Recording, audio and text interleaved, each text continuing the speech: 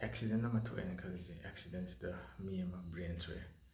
accident to loi khram matung phaw asopudi makha ta le haudoini kai guma thodo amana miosi da mai psychic injury am kak thamame thodo to thokram matung ju makha ta le hauraga any moment su trigger to ngamba adu ma injury de khona trauma ha khangne kai guma trauma ase miosi na anga oi ngai da chahi no ngai da thokhi boi ta ga di my brain development alter to ngame emotion regulate to stress regulate to and healthy relationship form to responsible or part of the brain do masi trauma is an effect to ngame adu mi osi constant state of stress amada lehen bangami stress is chronic on le bukanda ko mi oda ana makhal am autoimmune disease digestive problem cardiovascular disease asuma mayam su lan bangami adu mi oi bigi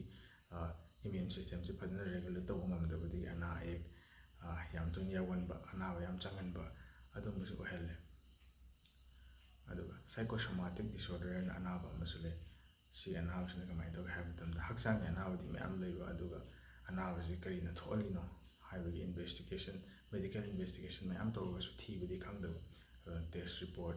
adu mo me am pur la ana wasi kai no di masa khang ngam da ba so busi ana odi dam leiraga aduga addiction haiba posiju trauma response am oi doin substance adagi behavior sumba sing se coping mechanism oi asinara padi addiction ki problems so halapa sum su yaw da banate adu intergenerational trauma haina masule haibadi pari puri ki mathang mathang sum sandurakpa so genetic predisposition natragana mai mapa puna tawkiba behavior sing du oi tam hobuni khamde sumba sina maram oi imong amase abagi perpetual cycle amada stress adi anaba mayam se mathang mathang sandoga sum lehobusu lei trauma se heal tawragadi si perpetual cycle se thugai bangam da batum khatana dum trauma se